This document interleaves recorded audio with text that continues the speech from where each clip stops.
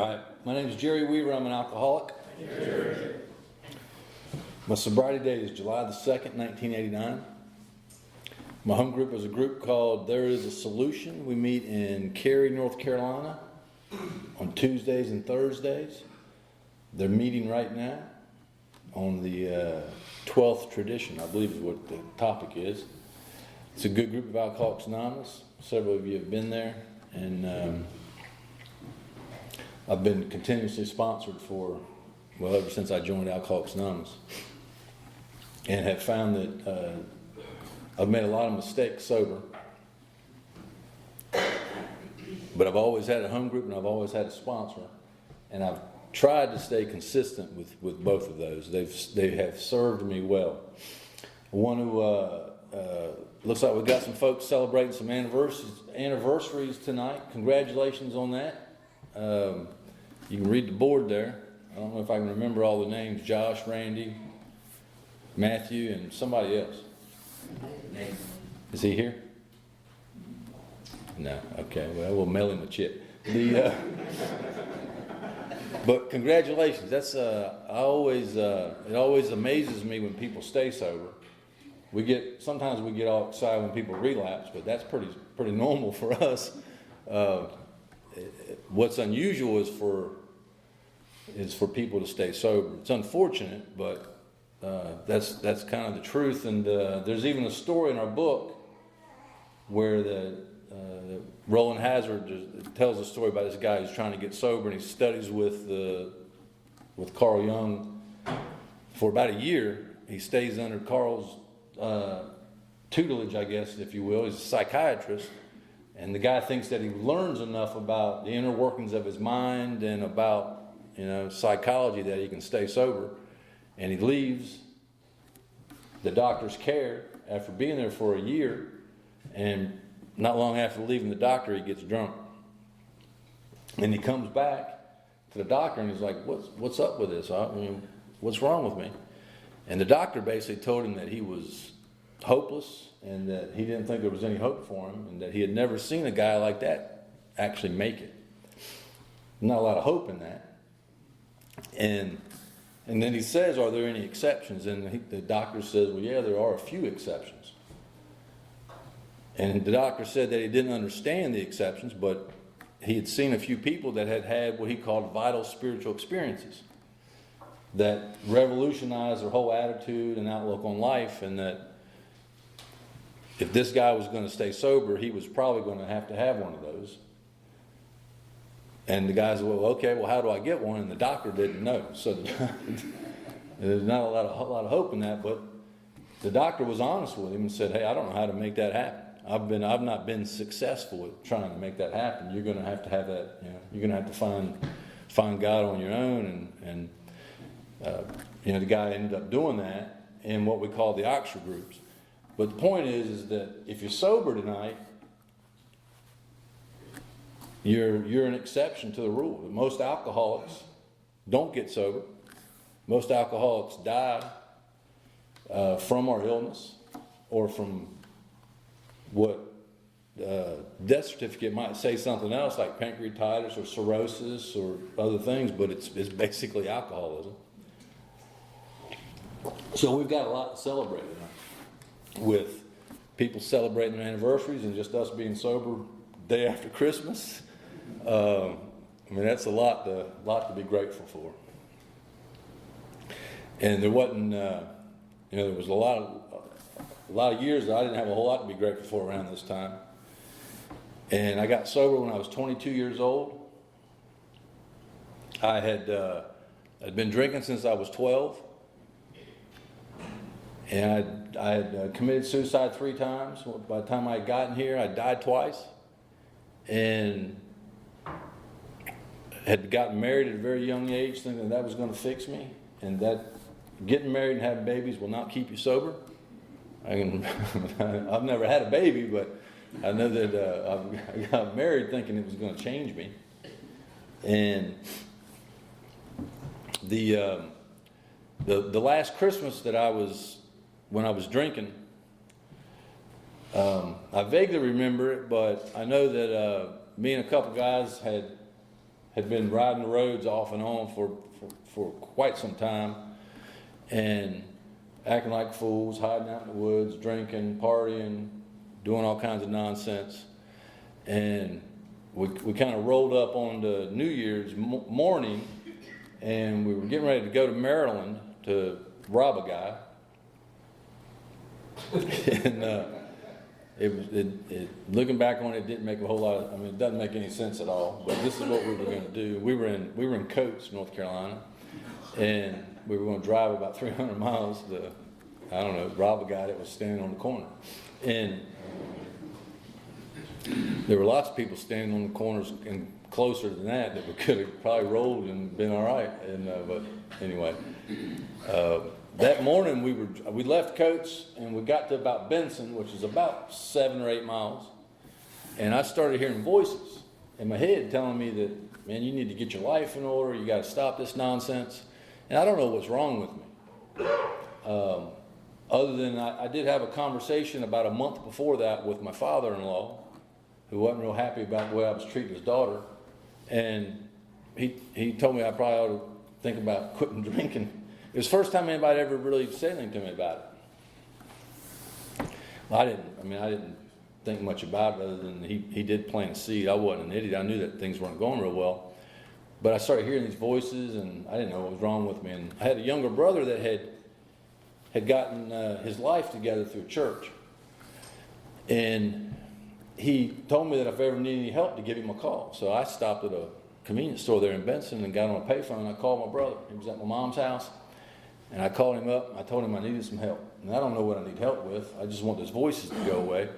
And he basically said that he'd been expecting the call, that they'd been praying for me, and to come on over. And I ditched these two guys, and I don't think they were real happy about me ditching them. I think they were excited about going to Maryland. They had never crossed the county line out of Harnett County, and we were even though we were in Johnston County, but they were excited about going to Maryland. And anyway, I ditched them, and I went and saw my brother that morning, and it was January the 1st, New Year's Day, great day to turn your life over and make some New Year's resolutions.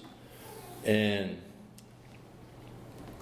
I got cleaned up, and he was getting ready to go to church. It was Sunday, and I had a conversation with him, told him I needed some help. Again, I don't really know what I need help with, and his solution was basically go to the altar and turn your life over, and you're going to be healed. And sounded good to me. I went to church with him that morning, and I'm wearing pants that are about 4 inches too short. I got an old 1970s silk disco shirt on with a big collar, and I looked like Pee Wee Herman coming up into church with him that morning, and people were looking at me all funny, and they went on with the service, and they had an altar call afterwards, and I got up there and cried in front of about 200 people and told them I wanted to get my life, change my life. Was 100% serious about it. I was not joking. I wanted to change. I wanted things to be different. I hated the way that I was living. I hated the way that I was treating people. And I left there that morning thinking that my life was just automatically going to get better. And best I can tell, a couple of days later, I was right back drinking. And I didn't know I was alcoholic. I didn't know what alcoholism was. And basically for the next 6 or 7 months, it was just a living mess, and of one attempt to get my life in order, and then making all kinds of promises and breaking the promises, and trying to keep things together. And I stayed involved in that church for a while, and those folks saved my life. I'm not. Sometimes it sounds like I'm making fun of them. I'm not. They saved my life. Looking back on it, if it hadn't been for them, I probably wouldn't have made it. But I started. They gave me this pocket New Testament, and so I started carrying that New Testament around with me. And I had this idea. I didn't really. This was kind of all hindsight, but I had this thing in my mind that people just saw me doing like good things, and I started showing them that Bible at work, that they would just think I was doing the right thing. And I would pull that thing out on break at work and like read it to people and preach to them a little bit about them, needed to get their lives in order, and they needed to do the right thing, and they needed to stop sinning and doing all this. And I'd do that, and then I'd sneak out to the parking lot and drink some vodka and pop a couple Percocets, and then come back in there and preach to them again about all the things they were doing wrong. And when the book says we're in full flight from reality, I mean, that's what happened to me. I was in complete delusion about what was going on and about how bad off I was. And other people can see it, but we don't think that we're there. Right? We think that we got this under control, or that things are going to be different. And I would listen to gospel music and pray, and I'd listen to gospel music and pray in the car, like before I would go in for roll call at work. And by lunchtime I'd be drunk. I'd leave the hangar at Pope Air Force Base and go get drunk at work at lunch, and then come back and work on airplanes drunk. And didn't even think about people that actually flew on those planes. And I mean, I was just didn't care. And I shaved my head around this same time and thought that was going to keep me sober. Now, it doesn't take a rocket scientist to realize shaving your head will not keep you sober. But I really thought it would. And I went and saw a psychiatrist. Didn't like what she had to say. And I actually got tricked into that. My wife talked me into doing it. I thought we were going for some marriage counseling. But we got there, and she actually wanted to talk to me about my drinking. I wasn't having no part of that. I mean that was the only thing keeping me together. And what happened to me was even though I was making these attempts to get my life in order, there was still this thing inside of me that I just thought that if people would leave me alone, if my parents would get off my back, if my wife would, give me a little more freedom, if the Air Force would leave me alone, if the Harnett County Sheriff's Department would stop accusing me of stuff, and that things would be different. And the sheriff would accuse me of stuff, and I would deny it, and I did all of it. I mean, I was guilty. And that if I just had enough money, or lived in the right place, or had the right person in my life, that things would be different. And it even looks like that's the solution to alcoholism, right? Somebody's doing bad, if they had money and a place to stay and a job, that's going to keep them going. It's the worst thing for an alcoholic. That does not solve anything. And what happened? I got suicidal. And now I try to stop telling the story, but people actually request it, so that's probably all the more reason to not tell it. But I had this dog that had mange, and the vet had given me this poison to kill the mange on the dog. And I had this bright idea for one night that if it would kill mange, maybe it would kill a man. And I had attempted suicide once before this time, and just got sick as a dog. And my stepmother probably saved my life by inducing vomiting. But anyway, the second time I had this dog and had this mange, and I had this bright idea that maybe shoot some of it up. So I one night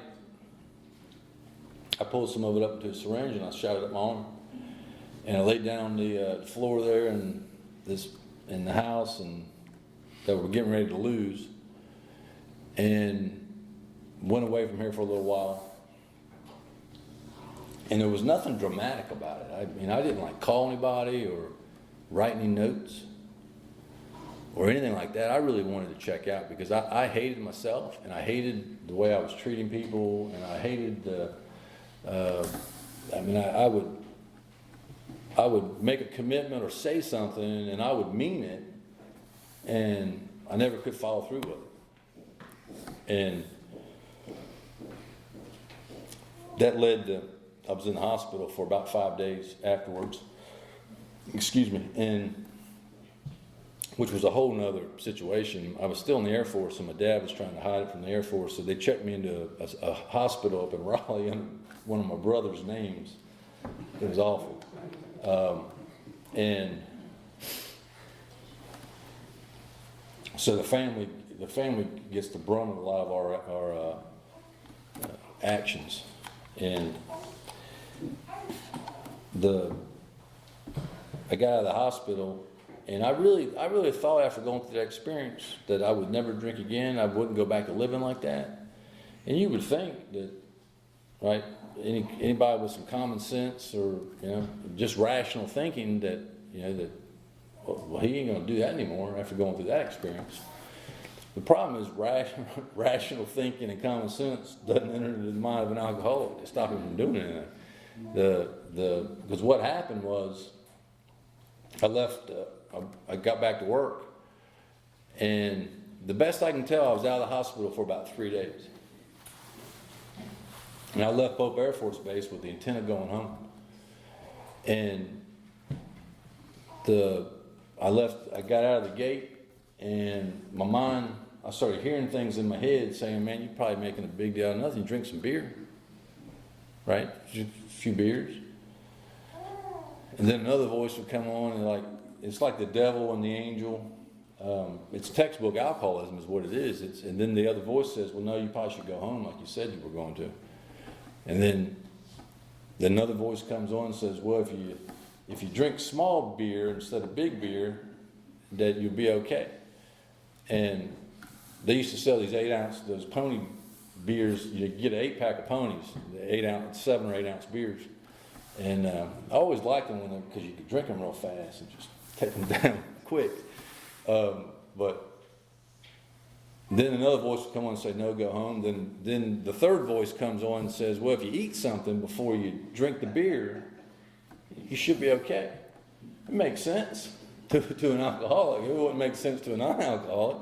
I stopped at a quick stop there in Anderson Creek, and I bought me a spicy Slim Jim and an 8-pack of Budweiser ponies. And I was off to the races. So our book talks about we've lost the power of choice in drink. And that we can't bring into our mind with sufficient amount of force the pain and suffering and humiliation of a week, a day, a month ago. And that once we enter that state, that there's nothing that can stop us from drinking once we start obsessing over it.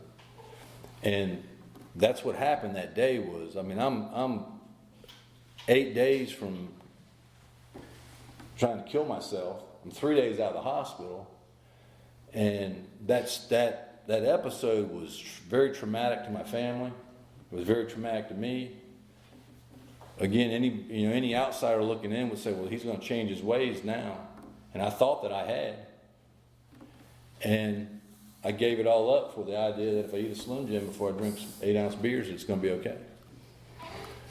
And normal drinkers or normal people don't think like that. And it doesn't matter how much my mommy loves me. It don't matter how much the Air Force threatens me. It don't matter what my wife does. That's not going to fix me. Going up to the altar ain't going to fix that. One time. And I was off to the races. Not long after that, and my family was, what the book said, they were mystified. And I mean, they just didn't know, like, what is wrong with this guy? And I got discharged out of the Air Force not long after that, and was basically living to drink. And I still had no idea what was wrong with me. And what happened was I started living like an animal, and I'm basically, not that I ever had anything, but the house that we were living in Coates, we're getting ready to lose that.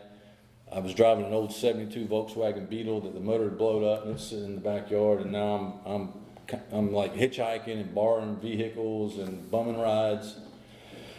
And my wife has left, and she's not coming back, or she says she's not coming back, which wasn't anything new. The whole time we were together, it was one breakup and another, and a makeup and a breakup and a makeup. It was just a vicious cycle. And I left the guy's house one morning in Benson to go. I was walking to Coates to write a bad check at the IGA, and as I was walking down the road, I started hearing those voices again that I'd heard 6 or 7 months before that, telling me I needed to get my life in order. You got to stop this nonsense. And I couldn't shut it off. And the funny thing about that is that morning I didn't have any plans to get sober. There was nobody like looking for me or out to get me, or there wasn't anybody making any interventions. People had left me alone on the advice of professionals. And I mean, I was actually pretty happy about writing a bad check and going by the bootleggers and then going back to Wayne's house. I mean, it was just like, it wasn't a big deal. And I don't know, it's like my whole life flashed before my eyes when I was walking down the road that morning, and these words came out, said, there's got to be something better than this. And then I said, God, please help me. And what I can report to you is I've been sober ever since that moment. And I didn't have a blinding light experience right then, or a burning bush experience. As a matter of fact, it was more like living in hell, would be a better way to describe it. And of course, that's when most people, they either go to the bitter end or they get help. And for some reason, after I said that prayer, I walked up and basically went into a complete stranger's house and used the phone, and I called my dad. And I asked him if he'd come pick me up. And he reluctantly did. And when I got in the car with him a little while after that, the first thing out of my mouth was, I need some help. And again, I don't know what I need help with. All I know is that I drank a lot, and I hurt people, and I did a lot of stuff that I didn't intend to do. And he, because of some professionals that had helped, that he had been talking to, he knew what to do, and he took me to a detox in Raleigh. And I'd never been to a detox or heard about a detox. It seemed like a fancy jail to me at that time. And they put me in a funny blue outfit, and they put me on suicide watch. And some couple of strange things happened though. They did an assessment on me, and when the guy did the assessment, some strange stuff came out of my mouth. I actually told him the truth, and I had never told the truth in my life. Never. Matter of fact, the truth wasn't in me. I mean, it just wasn't. And if you don't, you can ask my parents and my wife at the time; they would confirm that. And I don't know. I just told him the truth, and there was like this. I wasn't real happy to be where I was at, but there was a sense of freedom of just being honest for the first time ever. And after that, they put me on suicide watch, and some guy from AA came and talked to me. And so this was a Sunday morning. It was still early. I mean, by that time, it might have been 9 in the morning, a little after 9 o'clock. It was about 6 o'clock, 6 a.m. when I went in that lady's house and used her phone and called my dad. But I was sitting in there, and I was absolutely hopeless. I didn't see any way that my life was ever going to change.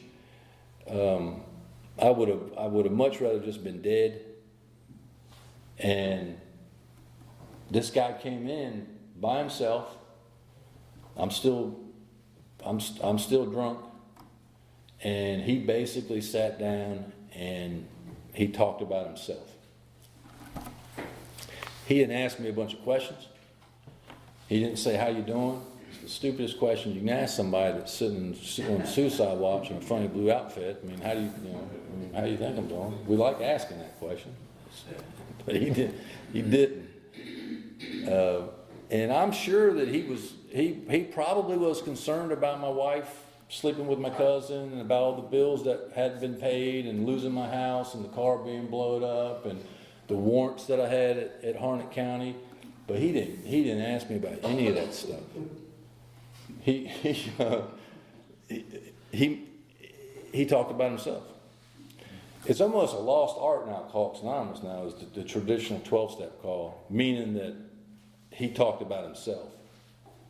He didn't put me on the spot. He didn't ask me a bunch of questions. He wasn't worried about this. He didn't give a crap about the circumstances of my life. He knew that I needed to identify with him before anything else would work.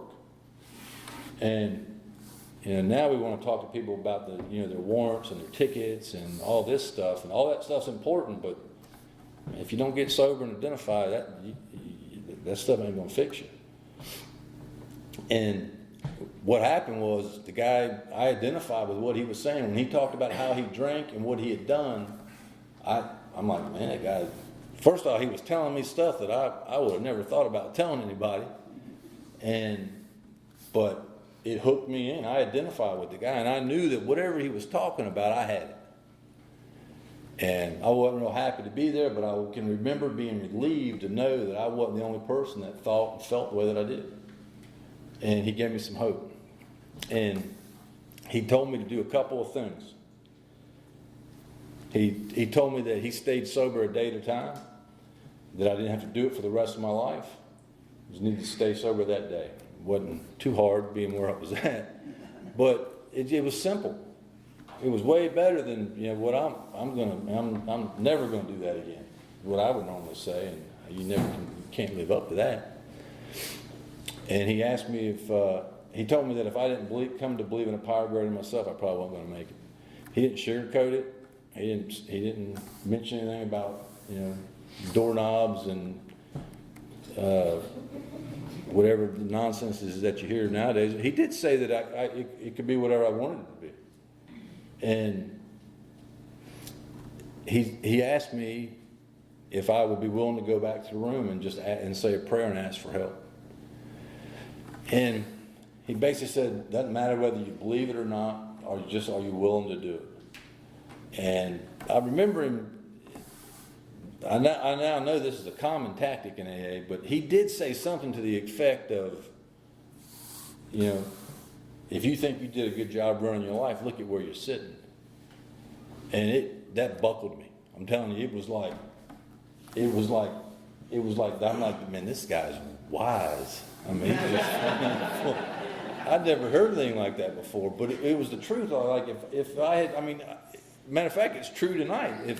If any of us did a good job, except for some of the family, but any alcoholic, if we did a good job running our lives, we wouldn't be here.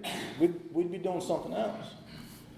And when he said that, I'm like, it got my attention. Like, wow, yeah, maybe I ought to just sit right here and do what he says. Well, here's what happened. I went back to the room and I got on my knees and I asked God to help me again. And here I am. I don't know. It's about as simple as it is. And what would happen to me was that I was introduced to Alcoholics Anonymous pretty quickly after that, and I was introduced to the idea of a group and a sponsorship and the importance of taking our steps, that the solution to my problem is embodied in the 12 steps of Alcoholics Anonymous. And I was introduced to the book, Alcoholics Anonymous. And I always like to say this, that some people don't like it, but Alcoholics Anonymous is a book. And that's what Alcoholics Anonymous is. It's a book.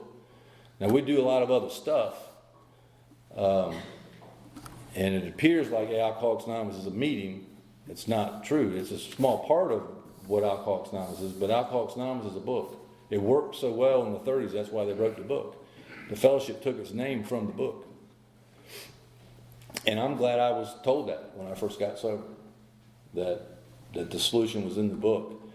And what happened to me was I took the steps pretty quickly. And I realized that I was powerless over alcohol. My life was unmanageable. I realized that a long time before, probably I even admitted it, but when that guy told me that if you did a good job running your life, you probably wouldn't be here. I mean, that answered the unmanageability part. And the powerless over alcohol, I mean, I started drinking when I was 12. And absolutely, when I drank for the very first time, I mean, I was a guy that was full of fear and full of doubt and full of confusion and just felt out of place. And when I got that whiskey in me at the age of 12, all that changed. And I drank for the effect produced by alcohol. When I read that in our book, in the doctor's opinion, I was like, and again, you think we would know that, but I didn't really know it until I read it in the book. I mean, that's why I drank. I like what it did for me. It did for me what nothing else would do. And over time, I drank myself into having a mental obsession, and I have a physical allergy. And to me, that simplified things, because it's easy to get caught up on, well, I'm this way because I was raised that way and I moved around a lot. My mom loved my brothers more than she loved me, and my wife was sleeping with my cousin. The Air Force promotes drinking, and I had low self-esteem because, my dad didn't love me, and whatever it is. I mean, all that stuff is important, and there's some validity to the impact it has on our lives. But plain and simple, I'm alcoholic because when I start drinking alcohol, I can't stop drinking. And I can't predict how much I'm going to drink, and I can't predict what I'm going to do. Most drinkers can stop after a few. An alcoholic can't. And so I'm physically different than a non-alcoholic. And that's the one thing that separates me from other people. And if it was that simple, then I just don't drink and you'd be all right. The problem is I got a mind that tells me it's okay to keep drinking. And the book calls that the mental obsession. And it also says that the only relief from that is a spiritual experience. And I'm a guy that believes that even more today than I did back then. That I have a spiritual malady. It's based in selfishness and self-centeredness and fear. And the solution to it is forming a relationship with God. And when I took the first step, I 100% believed that I was powerless over alcohol and that my life was unmanageable. It's a personal admission that only I can make. A professional can't do it for me. A family member can't do it for me. An employer can't. I've got to fully concede to myself that I'm alcoholic and that I'll never be able to drink successfully. And I believe that even more today than I did then, especially after watching so many people, relapse and not come back, or relapse and die. And knowing that, then if I stay there, I'm basically screwed because I'm eventually going to drink again. And in step 2,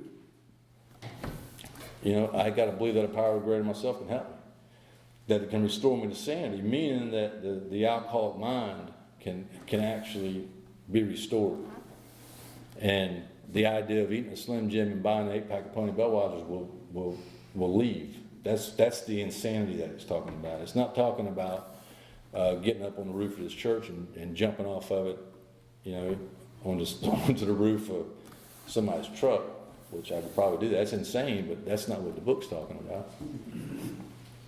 It's talking about the insanity that precedes the first drink. And what happened was the book says that we got to be willing to believe that a power greater than ourselves can help us, and that I don't have to define it or label it. I just have to believe that there's something greater than me. And early on, when I took the step the first time, I looked back over my life and realized that all the things I'd done, that I probably should have been dead, or maybe in prison, and I wasn't. And the guy I took the steps with the first time, he looked at me and said, "So you think you had something to do with getting out of all that?" And I had to concede that I probably didn't. And he just said, "Well, whatever power got you to this point right here, why don't you just believe that power might keep you sober?" that power might help you. And that's what I did. I just took it simple, took it easy, and I said, I'm willing to believe. And I moved on, and I basically did it and prayed and did a third step. And, there's good instructions in the book on how to take the steps. And I did a third step. I got down on my knees and I prayed, and I asked for help. And I turned my life over to the power greater than myself. The third step is basically a prayer. It's activated and carried out by taking the rest of the steps, not by sitting there.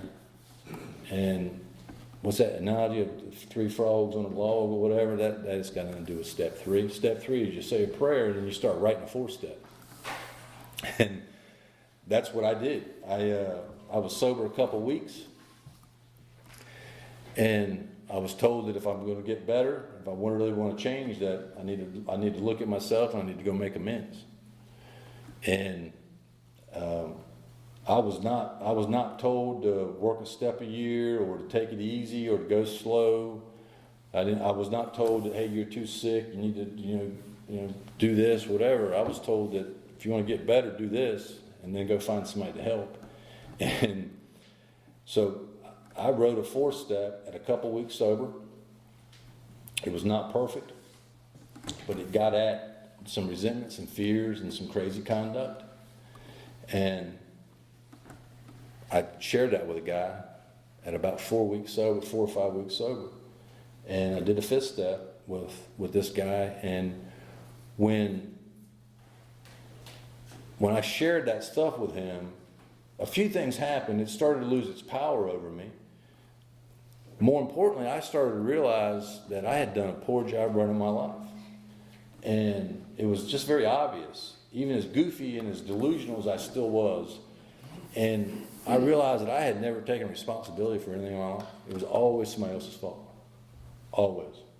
Didn't matter what happened. I could point to somebody else and this is why that happened. This is why I did this. This is why they did that. And whatever that is, that left.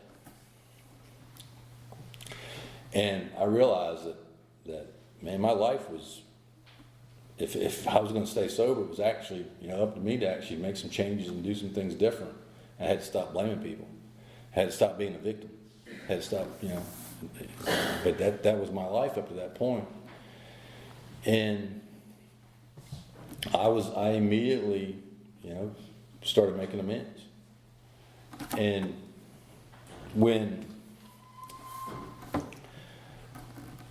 now I didn't want to make amends. I'm not going to lie about it. In AA, a lot of times we talk about how hard the 4th and 5th step is. Well, for me, it was 8 and 9. I'm not going to lie about it.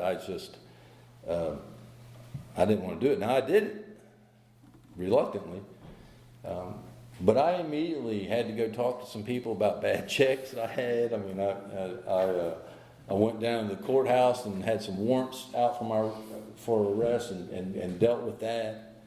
And I talked to some family members. And what happened was I started to realize that I actually was as honest as I could be with people and didn't work angles or, try to get something out of them. It was just honest. And I found that when you tell people the truth, they actually try to help you. And I started to realize that I could actually stay sober. And around that time, I was sober about 3 months, and I realized that the obsession to drink had left. And I had at that point, I had some stuff happen. I had a 16-year-old sister that got killed in a car accident. I really didn't have any place to stay, and I'm living in my dad's living room. It was uncomfortable as all get out with his wife at the time. We didn't like each other, and my wife didn't immediately come back, and I suspect she was sleeping with my cousin still and some other dude named Jungle, and it's not good for your self-esteem.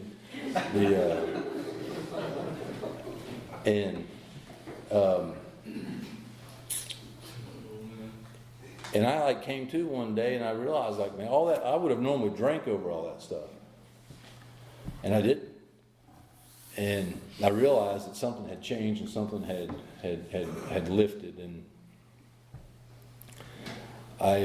most importantly, I guess, is that a couple of things that I was taught that I did today was that in steps 10, 11, and 12, the idea of continually looking at myself and not the outside world, and continually having some kind of practice of prayer and meditation every day. And I can tell you that I have prayed and made contact with God every day since that day I was in detox. And now it hadn't always looked like a long drawn out long meditation and all that stuff. I think that's what people hear. But I've prayed every day for way over 35 years, and I've made contact with God every morning since that day I was in detox, and that guy asked me to do that. And I think it's one of the things that's probably has helped me more than anything. And the idea of helping people. The other thing that guy said when he came and helped me in detox, I do remember him saying this, that he hoped that if I got better, that one day I would pass it on. Now, I know now he got that from one of our books, but that's what he said. And I appreciate the men and the women in the first group that I was in, because they immediately got me busy. I started going into a detox. I was barely sober on a Sunday night in Smithfield, and was told that if I was sober for 30 days that I could help the guy that had been sober for 28 days. It's the truth. And I was sober about 90 days, about 3 months, and I started going into a prison. I think now they'll lock you up if you do that. But they want you to be sober a certain amount of time. And I started sponsoring people really early on. And I was just told that was how we got better. No one ever tried to scare me into stuff, and no one told me that I couldn't do anything because I hadn't been sober long enough. People got me busy and they got me active, and they told me to come along. And that's what saved my life. And what I can tell you is that throughout the years, what did down through the years? That what Wallace used to say, down through the years. I've had an incredible life. I have an absolutely incredible life. I've gotten divorced in sobriety. I've lost jobs. I've gotten married. I've gotten promotions. I've had family members die. I've had family members born. Life has just been life, and life has visited. I stole a bunch of money from work one time, and actually over a long period of time, and went back and made an amends for that. Around the same time I got divorced. My wife did finally come back. I was sober about 9 months. And now I'm looking back on it, probably the best if she hadn't come back. But we tried to make it work, and sober about 5 years, got divorced, and went back to my employer and made amends for stealing money and paid the money back. And stayed single a couple years, got remarried, and been married now for, 25, 26 years. Got a good life, had a long career at that business that I stole money from. I was there for about 24 years, and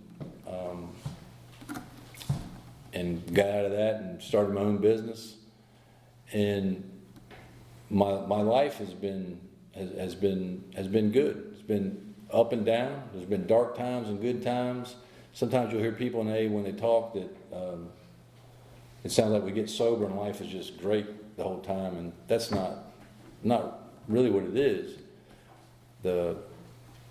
What it is that if we are in the middle of Alcoholics Anonymous and we're firing on all the engines that Alcoholics Anonymous gives us, that we're able to match serenity with calamity, just like the book says, and that we're given power to overcome anything that life can throw at us, and not have to take a drink. And that's what's happened to me, is that, you know, I don't wake up in the morning wondering like what I'm going to do or who I am or what I'm supposed to do today. I wake up in the morning, I make contact with a power greater myself. I ask for help, and then I go about my day with the intent to try to be of service to others and to try to do the right thing and to clean up anything that I've screwed up. And I tell you, it's hard to describe, but one of the things that Alcoholics Anonymous has given me is faith. It's actually in our book a lot. You don't hear about it in AA meetings anymore much, but I've formed a relationship with God through the 12 steps. And with that comes a tremendous responsibility to help other alcoholics. And I've tried to do that. I've almost made it my life's work to try to help alcoholics in Alcoholics Anonymous. But I've been given faith that works, just like the book says. And the last, and we're not exempt from problems both of my parents my dad 3 years ago, my mom last year, both of them died unexpectedly. And I had a brother-in-law that was pretty close to that died 42 years old this year, unexpectedly from a heart attack. And I don't know how to say this, but it's because of Alcoholics Anonymous and the faith I've had here, and because of the steps and cleaning up the past and not having any unfinished business with people, it just wasn't a big deal because I don't have control over any of that. And AA's given me the faith to believe that happened the way that it was supposed to. Nothing I could have done about it. I don't have any regrets. And the whole time I've been sober, I've never had to go to somebody's grave and say, man, I wish I had said this, or I wish I had done that. Because Alcoholics Anonymous has given me the power to clean all that up and to have relationships with people that I never thought were possible. And that's not a bad deal. Not a bad deal at all. I went from being a loser in my family to being a leader. And that's all because of Alcoholics Anonymous. I went from stealing from the community to being a leader in my community because of Alcoholics Anonymous. And, most importantly, that, AA's given me purpose to serve God and serve other people. And there's freedom in that. And that's a freedom that a lot of people miss. But it's available to anybody. So, congratulations on the anniversaries. I know we got some family here. Hopefully I didn't say anything to offend you. We do this so people can identify. I gave a talk one time years ago. My sister-in-law came. It was the first AA meeting she'd ever been to. And so I gave this, what I thought was this powerful talk. And that's where she walked up to me. She's like, now tell me again, why did you do that? We do this for identification, and so alcoholics can see that there's hope, and hopefully we give the family hope too. Thank you.